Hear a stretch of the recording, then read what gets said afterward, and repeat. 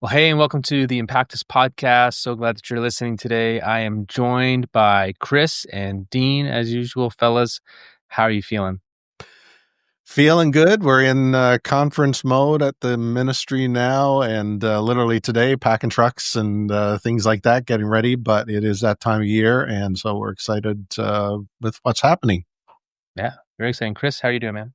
Yeah, good. I'm not so much involved on the conference side. I'm on the content side, but here at the end of October, I'm actually in Christmas mode because all our Christmas content is starting to come in. And so, yeah, we're about I think 8 weeks away from Christmas at the time we're recording this. So Wow, we're on our way. 8 weeks. It's funny, neither of you mentioned, and maybe you don't want to date this podcast, but the last time I think our podcast that just went out on is going out on November 1st. We will have talked about how the Jays were in the playoffs. We are now game 3 out of 4, basically. We've won 3 games out of 4 in the World Series.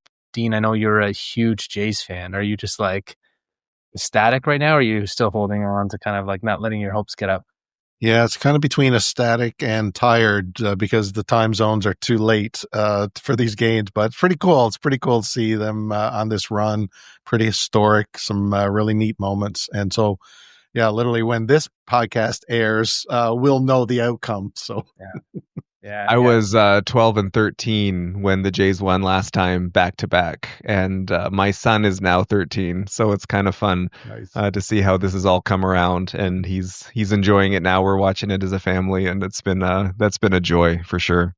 Very cool. Full circle, right? It's funny. I'm thinking like I hear all the stories of people watching with their dad when they won the last time, and I'm thinking, okay, I got to make sure my kids are watching this. It's funny because if we could make it to Game 7, it'll be on the day of our conference, right? Yep. This conference that we're talking about being unshakable and all that entails. That evening will be Toronto will probably be shaking because of all the fans that will be shouting and screaming. And so, yeah, I just been thinking about that whole idea of being unshakable, and it kind of made me think of the podcast you recorded, Dean, with Todd Petkau. Can you tell us a little bit about that and just what you think about when you think about having an unshakable marriage? Yeah, I had a great conversation with Todd. Todd's actually spoken at our conference in the past. And so he's a pastor in Winnipeg. Him and his wife are on staff there at Riverwood Community Church. And they've recently written a book called The Relationship Rocket Formula. And so he reached out to me and with some information about it. And so I thought, yeah, I'd love to talk a little bit about that more because we all know, there's a lot of marriages that struggle both inside and outside the church. And how could you build, those kind of resilient, unshakable marriages was kind of the essence of the conversation. And so this book is kind of their own personal journey in their marriage, but also some really great principles around marriage that was just a really unique conversation. Yeah, it's Todd is a great pastor and speaker, very unique ministry he has going on in Winnipeg. And so I wasn't expecting him to come out with a book on marriage. But in listening to your podcast and reading through the book a little, I was like, this dude, he can really speak to this. He's really good at this. Chris, I'm curious, did you have any thoughts as you listened to their conversation? Anything that stuck out to you in particular? I think I appreciated just how honest he was, right? This wasn't like, hey, we've got it all figured out, or here's this kind of, from a higher place, we're telling you guys how to come up to where we are, and quite that attitude. It was just very humble, down to earth, very open about his own struggles and shortcomings. And I think, that certainly helps me resonate with my own struggles and shortcomings in this area. Yeah, it's funny, right? Because I think a lot of times when you first get married, you think you kind of know what you're in for, and you think you have a good understanding of what marriage is, but the kind of your perspective on marriage changes in the different seasons of life that you're in. My wife and I are now parents to 3 kids under 5, and so what we needed from each other early in those days is very different than what we need each other now. And so I'm curious for you guys, as you think about marriage, how have your guys' perspectives changed on marriage over the years? Dean, what do you think? Yeah, I mean, think back to 1992 when we got married. My perspective coming in, probably very idealistic, probably very much fairy tale kind of, this is going to be amazing, and not probably anticipating like this. There's work involved, like there's discipline, there's hard days, there's great days, there's the ups and downs, and it's just being able to anticipate that, and then just to navigate those seasons, right, that you go through. Looking back in the rearview mirror is helpful, but coming into it, I don't think I anticipated all that marriage would hold for me. Yeah. Chris? I think, Dean, so you got married when the Jays were winning the World Series last time. That's right. That's full circle to this podcast. Yeah, I agree with everything you said, Dean. I think I was a pastor for a lot of years, also performing a lot of marriages, and as you were sort of starting to mentor these younger couples, I was trying to teach them out of my own experience, and one of them was, I think almost every cliche you hear about marriage is true to some extent, right? And so one of them was, it's easy to kind of get into a bit of a rut, not because the marriage is struggling, but just because life happens, right? So my wife and I have been married 17 years. Our kids are teenagers. We're middle-aged now. And I mean, the amount of days that one of us is just sitting in a parking lot waiting for a kid to come out from an activity, right? And then you're driving across town to get the other one, and then you're getting to work or whatever. Life just happens, and it's not because anything's wrong. It's just life is happening. And so that idea of when I was first married, that's not going to be us. Like, we're always just going to have, the romance and the passion and the fire. And we do. It's just, it is different. There is the intentionality needed. And that's a word actually that Todd brings up a lot, intentionality. And so I appreciated that and what he had to say. Yeah, I think for me, resonating with all that you're saying, and obviously we're 10 years married next year. So we're kind of a little earlier in our marriage journey than you guys. But one thing that I've just kind of was really eye-opening for me is the amount of change that happens in the person that you actually marry. And I'm not talking about looks wise. Okay. We'll stay far away from that conversation, but I'm talking about just the personality change and the interest change and the own discovery of your own self and how you change as a person. And so it's really interesting. You see the value of a covenant and a decision to choose to love someone.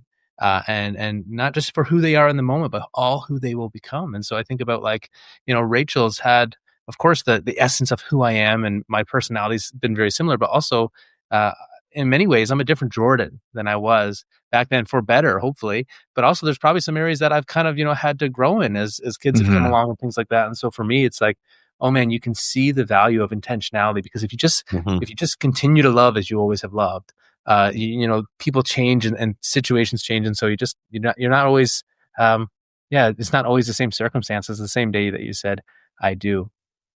And that's the power of covenant, right, Jordan, as you were saying, right? I was talking to a man this past week and just saying, part of the challenge of covenant is you're saying you're in it for life. But part of the beauty of the covenant is you're saying we're in it for life. And so, I don't get to just bail if this gets too hard. We're actually going to have to invest a lot and work on this to make it better, right? But the man who married us actually said something very similar, Jordan, when we were getting married. He said, you're going to be very different people in 10 years, 20 years, 30 years, 50 years. And that honestly hadn't occurred to me in that way. It just wasn't something I was thinking about. So he said, you're both going to be very different people. The question is, will you give each other permission to change and to grow? And will you grow together as you do it? Yeah. I think that's one of the beautiful things about Christian marriage, is that commitment to one another, regardless of what comes.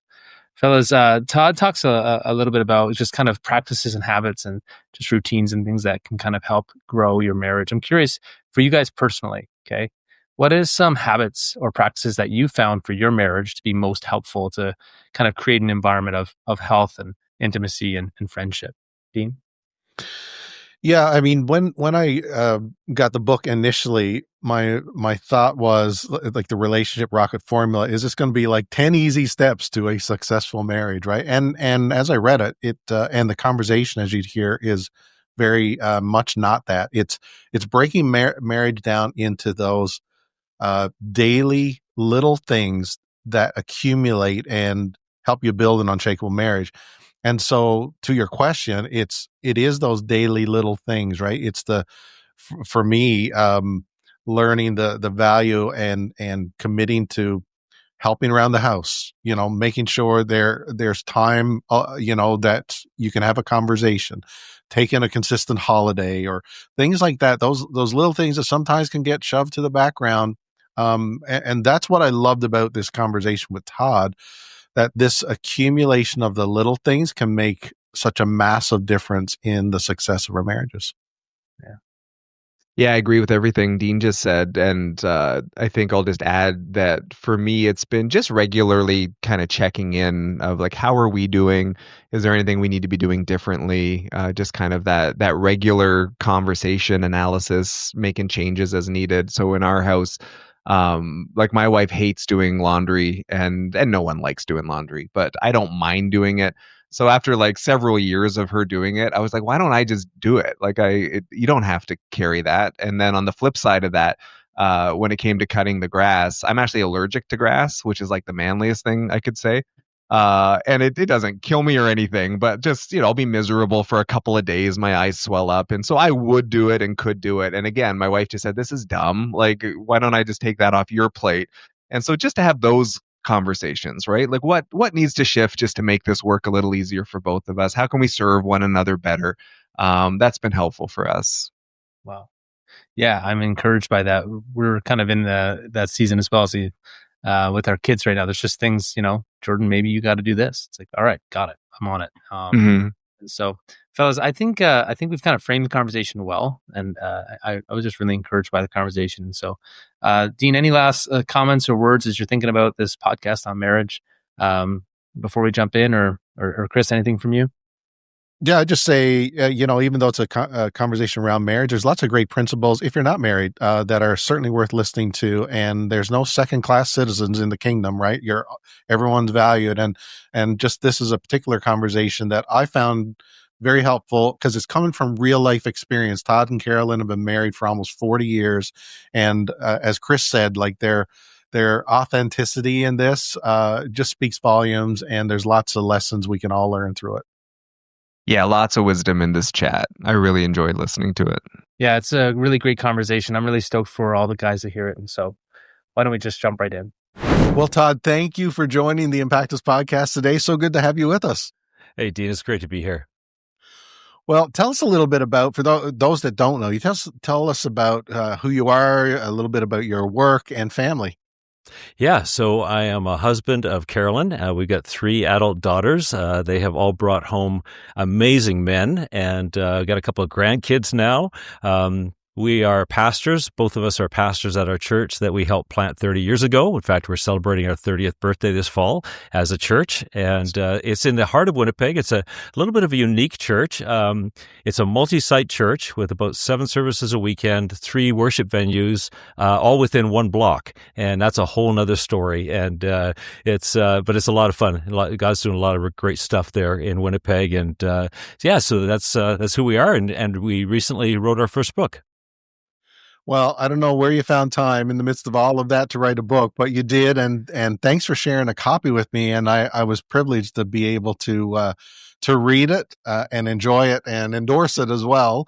And just glad to be a part of what you're doing and just lend our voice and this podcast to it. So tell us a little bit about the book. It's called The Relationship Rocket Formula. And tell us what was the inspiration? Like, where did this come from? Yeah, so it's a title that maybe kind of jars the mind a little bit because those things don't typically fit together, and that was one of the things we wanted to do. It's actually a longer story of where it came from. About 3 or 4 years ago, I was really struggling personally. I was in the classic midlife crisis. I'd been a pastor for, 35 years, and I was watching all of my peers retire. And I had a serious case of retirement jealousy for about 18 months. And I wrestled with the Lord, and I was so discontent, and I was not a happy person. And so we came to a cabin. In fact, we came to this cabin, this borrowed cabin, my wife and I, for about 3 days of just prayer and seeking God. And the Lord absolutely gave me nothing. I didn't get anything while I was here. We're driving home about 2 hours to Winnipeg, and Carolyn is asleep. And the Lord opened a vision door for me that lasted all of 1.4 seconds. I saw something, and I woke her up, and I said, I saw something. And so she's looking around. She thought it was a deer or a bear or something. And I said, no, I think the Lord showed me something. And anyway, out of that came this journey. It sent me to Arrow Leadership. Ended up going to Arrow Leadership, started networking. I'm fundamentally a very insecure person, and I think the Lord really needed to work on me on some networking, getting some other voices into my life. And about a year into that process, I felt like the Lord nudged me again back at this cottage. It was a specific day at 6:10 in the morning, and I wrote the first sentence of a book that was kind of out of a sermon series I'd done called Relationship Hacks. And it just poured out of me. I mean, I just wrote this thing, and probably in 6 weeks, I had 40,000 words. I thought I was done. And I took it to one of our elders who's a marketing specialist, and I let her read it, really nervous. She came back. She was so gentle and so kind, but she said, "Who's this book for?" And I said, "Well, it's about relationships. Everybody's got a relationship. It's for everybody." She said, "Yeah, if it's for everybody, it's for nobody." And she sent me back to rework it. And in fact, I came back to this cabin again, and the Lord and I had some days of some yelling and some words, and I was so frustrated. And then we wrestled this down to understand what this was meant to be. And it really was like this nugget that just needed to be refined. And it turned into a journey for Carolyn and I to write together. And it's just full of stories and biblical principles. And we hope it'll be just a blessing to somebody. Oh, well, that cabin's obviously a very special place, and has produced some great work and great conversations and great prayers, no doubt. But what's the kind of the essence of the book and the concept of the relationship rocket formula that may make it a little bit different from other marriage books? Yeah. When I look at Jesus' teaching, when we look at Scripture, it is so vivid with pictures. Jesus was a master of telling stories and of painting pictures for people to help them understand deep principles. And I love that. And so this book is just full of stories. It's got lots of short stories, real life stories. And the whole idea is that every marriage runs out of fuel and loses the spark someplace. Sometimes that's 6 months in. Sometimes that's before you even get married. And sometimes that's years in. And sometimes it's multiple times. I would say that for Carolyn and I, we have ran out of fuel and we have lost the spark multiple times. And so this whole book is about mining God's principles. And because when you think of the Word of God, the number one job, I think, of Scripture is to bring us into intimacy with Jesus, into intimacy with God. But then on every page, there are principles on how to do life together in deep community. And so we just mine those principles and we put them into a story form, into some fun. And I think the thing about this book, I guess, is I like to call it a marriage book that men will actually enjoy reading. Because it's not preaching down to men. It's not just all principles. It's very relatable stuff. Most of them have to do with my disasters and my misadventures and Carolyn's grace in the midst of all that. But it's relatable for couples and very practical in terms of giving a principle and then helping a couple to apply that to their lives. And that's one of the things I really enjoyed about it. It's very male friendly, and which is obviously very good for the audience that we're speaking to today. Like, what would you say is probably one of the greatest challenges that marriages are facing today? Yeah, I think I think distraction is massive. I mean, when you consider the number of forces that are coming at us at any one moment, like we've got more technology, more opportunities. In North America, we got more wealth and affluence and comfort than we know what to do with. And when you add all of that together, it just absolutely distracts you from the intentionality of working on your marriage. And so I think we end up becoming so enamored with a million other things and forget to invest in our marriage. So I think distraction is one of the biggest things. Yeah, apathy is massive, right? I think when you spend 10 years in a marriage, 20 years, Carolyn and I are just going on 40 years. And, so we get some history. We kind of know what we're talking about through some of these seasons, right? But it can, without intentionality, you can just end up drifting. And that's why I love the rocket motif. So when you think of a rocket, right? I mean, rockets are powerful. Everyone is like a prototype. Like they're not just mass produced, right? Everyone's a prototype. They're risky. They're designed for not to stay on a launch pad. They're designed to go somewhere. They're an adventure. And we just saw so many parallels with marriage. And so it became a great construct to help us understand the possibilities. And we love to talk about taking your marriage on an adventure. And that's what this book was really designed to do. Take your marriage on an adventure. If you're stuck, if you're going through the motions, if you're drifting, if you ran out of fuel, if you lost the spark, hey, take your marriage on an adventure. And I would really like to challenge guys to actually be the ones who initiate getting the book and saying to their wife, hey, I got this book. Why don't we do this together? I think not only will you blow her mind, I think it'll be a great marriage enhancer. Yeah, absolutely. That's a great suggestion. There was a quote actually I had to pull out again, and I underlined it or highlighted it. And it kind of alludes to what you were saying, but it's by Robert Brault, an American writer. And you use this line because I think it captures what you just talked about. But he said most marriages can survive better or worse. The tester is all the years of exactly the same. Like, how have you kind of experienced that yourself, and what has been some of the things that have helped you create that kind of adventure for your own marriage?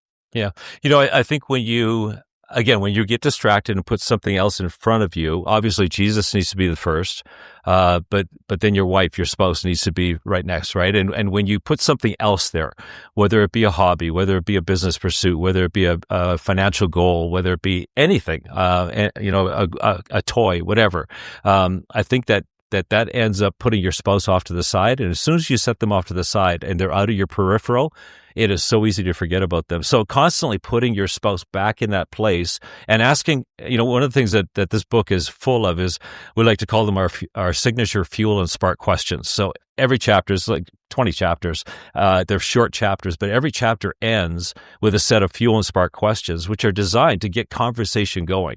And so when you can actually sit with your spouse and ask some of these questions, it really fights back against the distraction and the unintentionality. So Carolyn and I have had to learn to be incredibly intentional with our words every single day. And I think so many marriages, lots of marriages do blow up. Let's admit that, right? But most of the time, it's not this spectacular explosion in a moment. A lot of times, it's just the little foxes. Scripture talks about the little foxes, right? Stealing the grapes and destroying the grapevine. It's just these little tiny things. So one of the antidotes for that is the little intentional moments, whether it be leaving a sticky note for your wife, right, or your husband. For me, I do a couple of things every single day, and they just remind me that I'm here to serve my wife. One of the things I do is I take out her favorite coffee mug, and she drinks this coffee that's not really coffee. It's in a little sleeve. I put it in there with a spoon, and I get the kettle ready so that when she wakes up in the morning, it's ready for her. I've been doing that for 5 years now, every single day. But it reminds me. It reminds me that I want to serve my wife, right? When she comes home at the end of the day, if I'm home first, I meet her at the door all the time. And I make sure that I open that door 3 seconds before she even gets to the door, just to let her know I've been waiting for you. These are just little things. These are those little moments, right? So I think it's the intentionality of words, intentionality of going on a date, intentionality of affirmation, just even our tone. What tone am I using with my spouse first thing in the morning? What are they waking up to? It's just those little intentionality moments. That's really good. And that was one of the things I think that really impressed me with the book. It is jam-packed with all kinds of practical suggestions or great questions that can be those little things, because often my observation is that marriages typically don't just explode. It's an accumulation of those little things. But if we took the opposite approach and built in the little things, I think we would have a very different outcome. And my question, I guess, and kind of relates to the audience that we're talking to, is what is it in guys that sometimes will cause them to downplay some of these marriage challenges, or try to let's just get through it, instead of really getting to the heart of the matter and working through those things? Yeah. I'm not a psychologist, and so I don't know that I can answer that. But as a pastor, from practical life that I've watched and from my own life, I would have to say it's a collection of things. One would be insecurity, maybe not feeling as relationally in tune. Women typically are seen as probably a bit of a typecast, but seen as being more relational, right? We're not as relational. Maybe not as good with our words, maybe not feeling or in touch with our feelings, and to be able to name those feelings. We have a chapter on that as well. Right. Being out, and we talk about the code reader that you plug into your car, right? And that code reader will read out what the code is, what's wrong. And we're not so good at that as guys. But we need to. We need to be able to plug an emotional code reader into our souls and be able to use words to say, this is what I'm feeling. And that's one of the things I've really had to learn, is to be able to use my words to describe what emotions I'm feeling so that we can work through it. So I think there could be some insecurity, there could be fear, there could be a sense of I'm not as good at this relationally, I'm not as good at this with my words. Whatever it is, I know it's real. What you're speaking of is real. And I think guys are far more in tune with fixing things and accomplishing something, setting goals. But for some reason, we don't see our marriages as an area to set goals in. And one of the things we talk about in the book, and I say that if you run a business or you go to a business, it is unthinkable that business is operating without a mission or vision statement. I mean, there are corporate retreats that people go on and pay huge amounts of money to make sure that they know why they're doing what they're doing and what their goal is. We don't apply that to marriage. And I think we need to, as guys, we need to take that on as a challenge. In fact, I would like to issue another challenge, which is, guys, if you don't have a vision statement for your marriage that you've worked out with your spouse, I think you need to. So Carol and I have worked out a vision statement for our marriage. We have a vision statement for our church.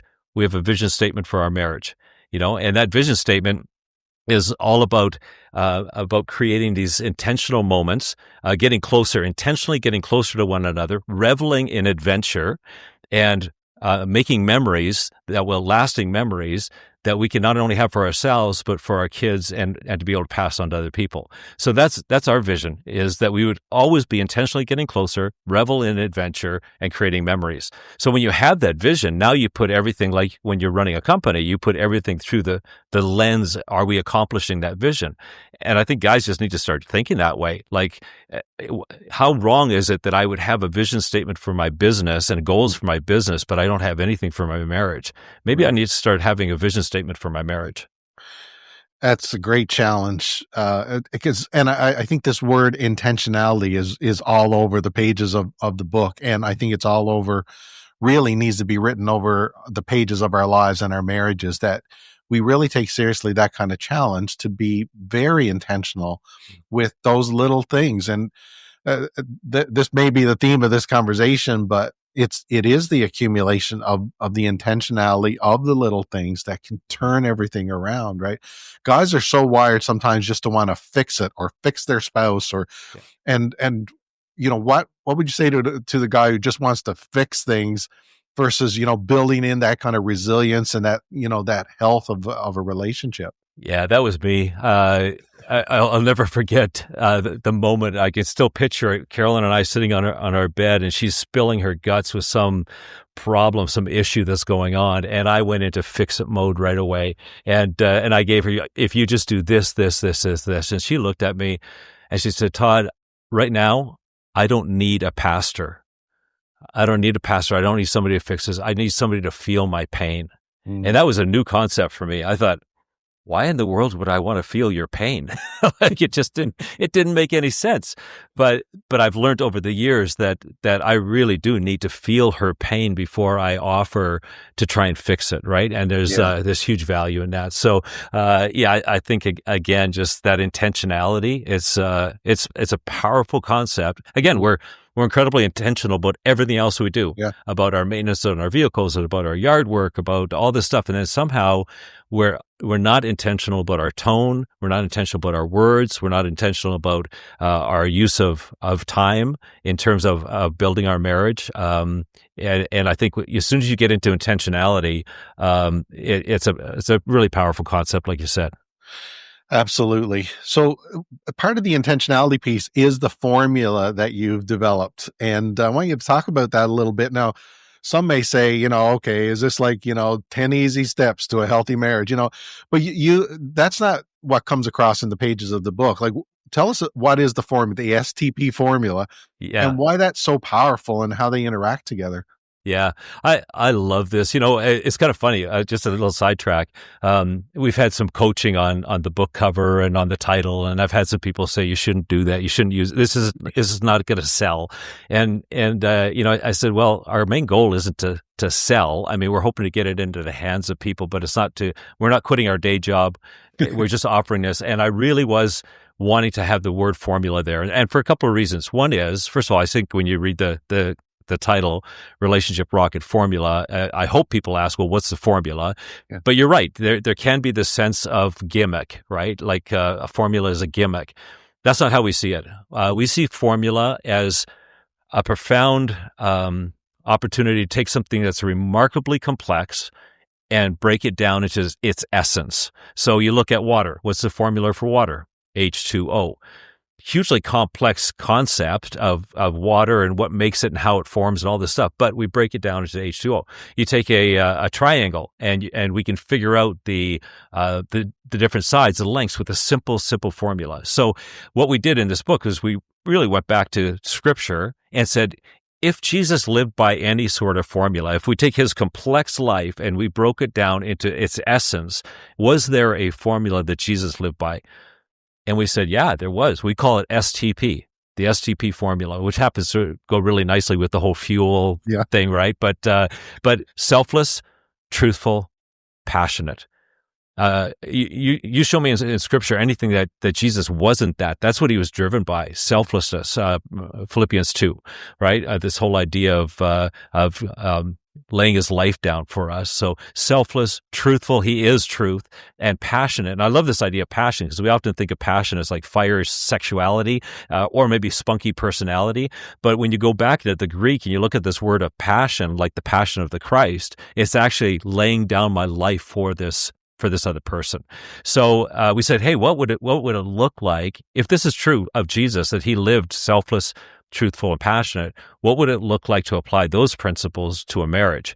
And what would it look like if we could remember to live selfless, truthful, and passionate? And for me, because I forget easily, I ended up putting it on a bracelet, and my wife has a bracelet as well that has STP on it, and it reminds me every day. And what I found and I don't think I realized this till after we'd written the book, that my greatest struggle, some people have asked, what's your greatest struggle at 40 years of marriage? What do you still struggle with? You know what it is?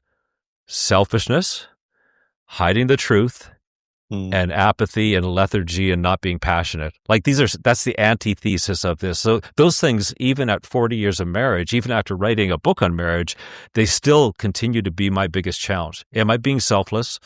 And so this reminds me every day, to look at it and say, in this moment, oh, gee, I just said something that was absolutely not selfless. It was selfish, and it catches me and it helps me to remind me. So, we're breaking these very complex concepts down to 3 letters: STP, selfless, truthful, passionate, and that reminds me of how I ought to be living, and it's modeled after Jesus. That's really great. Because I think formulas are undergirding almost everything in our lives, and whether it's technology or the cars we drive or whatever, there's formulas and complex things that are happening.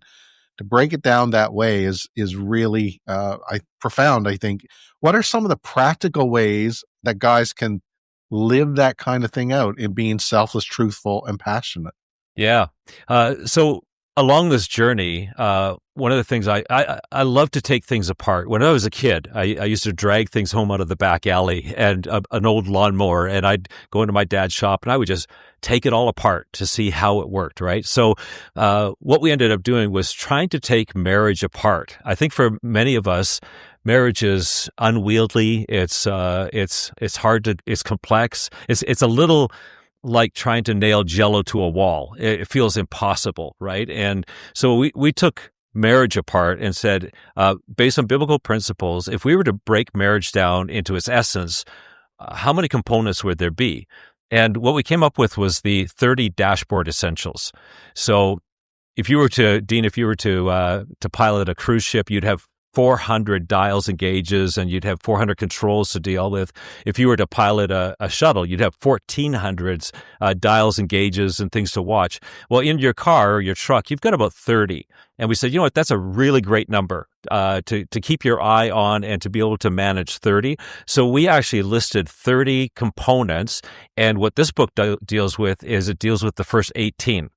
And then those 18 are broken down into STP. So your question is, how do you practically do this? Well, under selfless, are you in a place, where so I'll just refer to some of the chapter headings here. Grace, curiosity. Curiosity is one of the most selfless things you can do. Rather than being so interested in yourself or trying to be interesting, being interested in the other person and asking really great questions. Sacrifice, determination, forgiveness. Those are all under the selfless part of it. In terms of the truthful, emotional, healthy emotions, being able to name your emotions, historical awareness, these soundtracks that play in our head, transparency. We tell a story of a time when I went to a pastor's prayer retreat and I found myself incredibly attracted to another pastor's wife. And what do you do in that moment? Well, I went and it was the days of the payphone, and I plugged my quarters in and I phoned Carolyn and said, I am struggling right now. That transparency is a game changer, but transparency and compassion. And then under passionate, adventure, shared expectations, growth mindset, anticipation, God's agape love. I mean, these are some of the practical ways. So I think transparency comes under truthfulness, right? Adventure comes under passion, and to be able to live that adventure out. So there's a lot of this, like I said, there's 30 of these dashboard essentials that we try to keep our eye on. And that just helped me to bring this really complicated concept of marriage kind of into a place where I could understand it. And just to kind of spin off what you just said, like, and you guys have been very transparent in this, like that, you've had your own struggles and you've had to be very intentional yourselves. What have been some of the top 2 or 3 kind of intentional practices that you and Carolyn have had to implement in your own marriage to make sure, that your relationship's healthy? Yeah. Asking really good questions. That curiosity thing, we are just crazy about questions. We have a go-to question that we ask almost every second or third day. And you think it would get old, but it never does. And it's usually when we're driving. So we pastor at the same church. So it's usually when we're driving to work. But one of us will turn to the other and just say, how's your soul? How's your soul today? That is such an invitation to become vulnerable, right? So when you practice that, and every second day, the answer is different, how your soul is in that moment, right? The other day I asked her a question and I was expecting a different answer. I said, hey, is there anything that I'm not doing that you would like me to do? And I kind of had my own framework of what I thought the answer was going to be. She got quiet for a minute and she said, yeah, you know what? It seems to me like your quiet time with God has been set aside. Like you're doing a lot of writing and you're managing, the rolling out of this book, but I just don't see you spending that intentional time first thing in the morning with Jesus. She had me. Oh, did she nail me?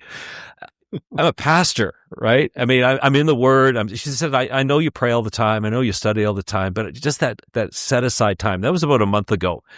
And I got to tell you, I have not missed a day. And because now in my mind, what I'm saying is I'm not going to open my emails. I'm not going to check Amazon. I'm not going to check, anything until I've taken my time with the Lord. She helped me become better. Mm-hmm. And it actually came from one of my questions that she gave me an honest answer I didn't expect, right? So I think this intentionality thing of questions and asking really good questions is massive, right? Doing things, exposing yourself to books, to blogs, to podcasts like this, to your conferences, things like that will give you that little shot of kind of wake you up a little bit, right? Will interrupt the routine, and sometimes we get stuck in a rut, and lots of things go to ruts to die, right? And so we want to get out of those ruts. For Carol and I, it's going on dates. Always going on dates. We're not we talk about adventure. I would say we're not the most adventurous people. But last winter, she surprised me and took me to sailing school in Mexico, which was, I've talked about sailing. I think she just wanted to shut me up about talking about sailing, but I've talked about sailing for years. But she took the effort to arrange this and make this happen. And, this last summer, we actually bought a sailboat. It's not what you would expect. When I found it, it had a hole in it the size of a basketball, to which she said, "Why would we want a sailboat with a hole in it?" I said, "That's the best kind." And so we fixed it up and got it for super cheap and been doing some sailing together, learning. So we're challenging ourselves to do something that neither of us has ever done before. She came to sailing school with me, even though she was scared and not particularly excited.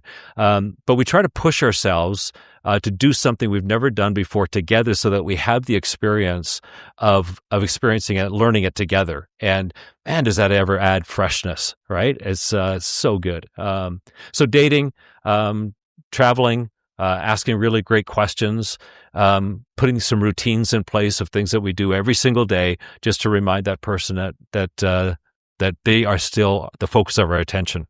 No, that's good. Those are excellent examples.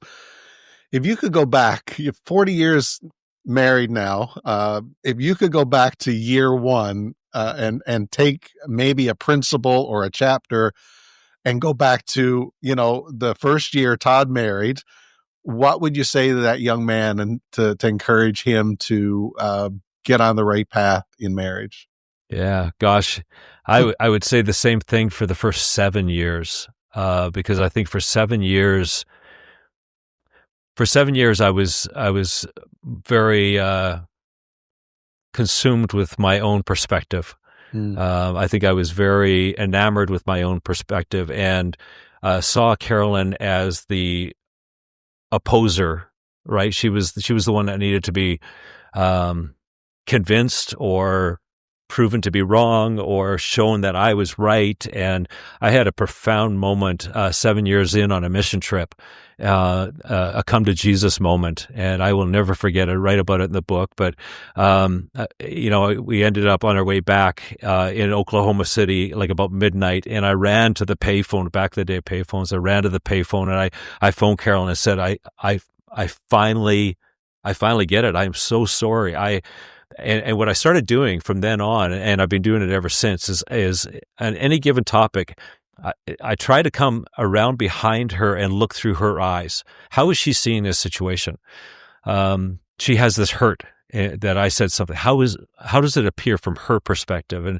And I guess empathy, right? It's just trying to get inside the head of my spouse and say, how can I appreciate what she's saying? I don't always understand it, but how could I better understand it? For the first 7 years, I did not get that at all. And so the listening component, the humility component, the being able to express emotions, and but I think the biggest part of it was simply starting to play in the same team. I think up until then, I saw Carolyn as my tennis opponent, and I spent way too much time smashing the ball, trying to score points with a spike. And when I finally came around to her side of the net and said, we're going to play on the same side, it's going to be you and me against the world, you and me against our emotions, against our fears, against the problems, the finances. It's going to be you and me against the world. That was a game changer. But that took 7 years before I even got an inkling of what that was like. And now I've been spending the next 33 years trying to figure it out. That's incredible. And I suspect there's a lot of guys listening today that can really identify with that there's almost opposing teams instead of one team. Yeah. And it does take time and it takes the intentionality, but it's so worth it. For the guy who's listening, or maybe a couple who's listening today, and things are not good, things may have hit rock bottom. Is there hope, and is there still things, in what you've written and what you've experienced that you can say, yeah, you can take this and you can rebuild, you can find that rocket fuel again? Yeah, let me switch metaphors. You probably heard this story before, but there's a farmer who has a donkey, and the donkey falls into a deep hole, And the farmer looks down into the hole, and the hole is so deep. It's like, there is no way I can get this donkey out. The only thing I can do is bury it. So the farmer takes a shovel and starts throwing dirt on top of the donkey. And the farmer starts hearing this voice. And this voice keeps saying, shake it off, step up. Shake it off, step up. And he's like, where's his voice coming from? He doesn't know. So he keeps shoveling, and he's just burying this donkey. And he keeps hearing this voice, shake it off, step up. And after shoveling so much dirt into this hole, he begins to see the donkey rising up out of the hole, because every time the donkey gets some dirt thrown on his back, he's saying, shake it off. And he uses that to step up. And he actually ends up walking his way out of the hole. And I love that story for a couple of reasons. One is it reminds me that, Scripture tells us that when you've got trials and tribulations, when you got things coming your way, rejoice in those things, which is mind-blowing, right? But it's kind of that principle. When you feel the dirt hitting your back, rejoice, because it's going to make you stronger, and it's actually going to help you get out of there.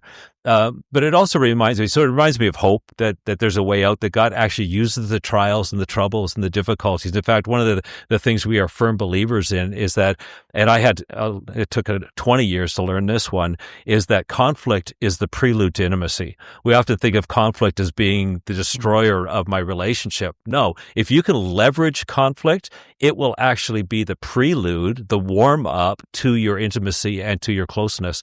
And so whatever the problem is right now, you have to first begin to frame that as Scripture frames it, that this is a prelude to something really good.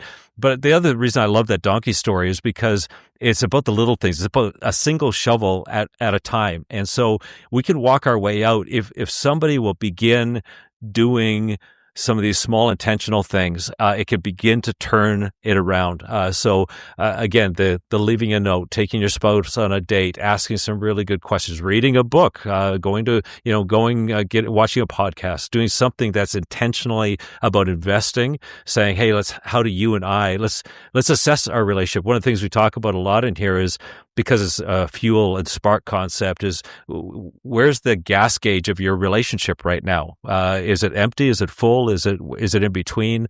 How do you begin to, and we give hundreds of ideas on how to begin to get that spark back. So the reality is, some of these relationship reasons for putting us deep in the hole are very, very complex. Mm-hmm. And so you got to get some help. Like, one of the things that blows me away about the world's most elite athletes, they still have a coach. You don't see them without a coach, right? And so it doesn't matter how good you are. And just because you're struggling isn't a reason to be embarrassed and not have a coach. You need a coach, you need a mentor, you need a counselor, access somebody that can help walk you through some of this stuff. I think that there's huge possibilities in that. And then, of course, like, let's just face it, Jesus wants your marriage to succeed. Like, he has the whole principle of rocket fuel is biblical principle. It's not ideas that we came up with. The rocket fuel is the scriptural principles that God has laid out in His Word. Those are rocket fuel to our relationship. And when you start living out the biblical principles, you're gonna feel that surge of power that happens in your relationship, because that's what God's Word does. I love that. The whole concept is incredibly practical, very grounded biblically, and the intentionality piece, again, it's going to keep popping up in this conversation for sure. But I hope it's fun too. I hope that the air nailer through my thumb, and the wheel falling off the car, and the boat that I almost sunk and blew the engine. I mean, those are just relatable, fun things, I hope, for people as well, right? They are. They gave me lots of smiles as I read through, and it's so well done. As we wind down the conversation, like, if you had one hope for the people that read this book, and secondly, one challenge for the guys who are listening today, what would that be? Yeah. Well, I think we began already hearing from some couples the hope that they've began having conversation, that this has given them permission and given them the words and the concepts and the courage to be able to have, and it's not always about a hard conversation. Sometimes it's just a very fun conversation, right? But they begin communicating. And I think if we can begin communicating and begin talking about our fears, I often say to Carolyn, one of my go-to phrases is, can I unzip my soul for a second and just tell you what's going on inside? Us guys are so bad at that. We want to armor up and keep it all armored, right? So I think for couples to begin to unzip their soul together and really become transparent and have those conversations, it would lead to intimacy. And so our hope is just that it fuels some couples up and it sparks some closeness, right? Pretty simple. And in terms of challenge, oh, you know what?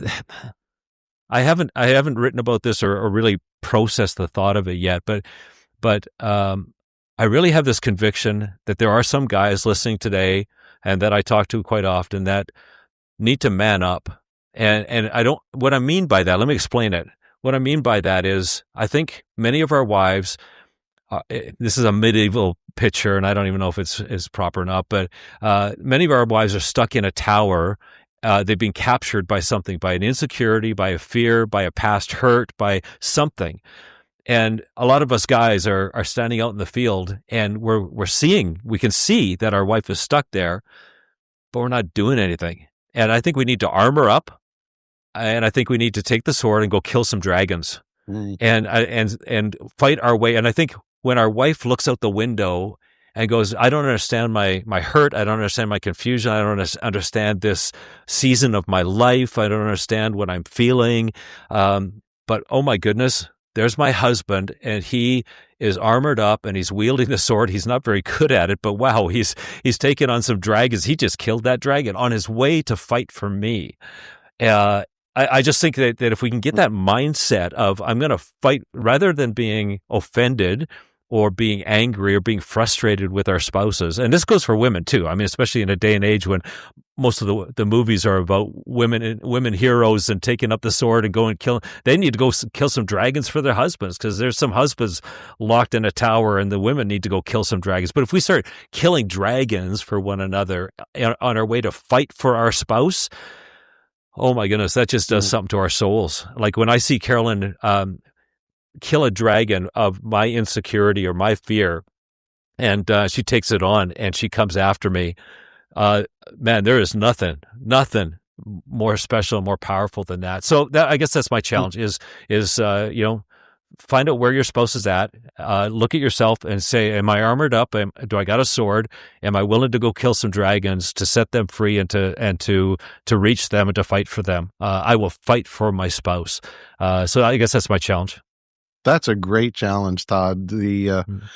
As I'm thinking about like slaying some dragons, some of those dragons are ones that we as guys need to deal with internally, some things that we just haven't dealt with. And sometimes there are things like just even slaying the dragon of our schedules because we're overbooked and overtaxed on everything else but the things that really matter. Yeah. And I think if we would do some of those little intentional things, the accumulation of all those little things would become those heaping shovels of dirt to get us out of the holes we're in, right? Absolutely. So well done. Great book, great resource for marriages. Where can people get a copy of the book and find out more about you and Carolyn and what you're doing? Yeah. So right now it's on Amazon in ebook and paperback around the world. And you can go to relationshiprocket.org. We write a blog every week, fresh blog every week on these principles. And we're doing that. You can get the book on the blog as well and a little bit more about us there. So relationshiprocket.org or Amazon for the book. Well, Todd, thanks for this conversation today. Thanks for being a friend of Impactus, and thanks for pouring your heart and your lives into this resource that I really believe is going to help a lot of couples slay some dragons out there and be better. So thanks so much for being with us today. Thanks for the conversation. It's been awesome.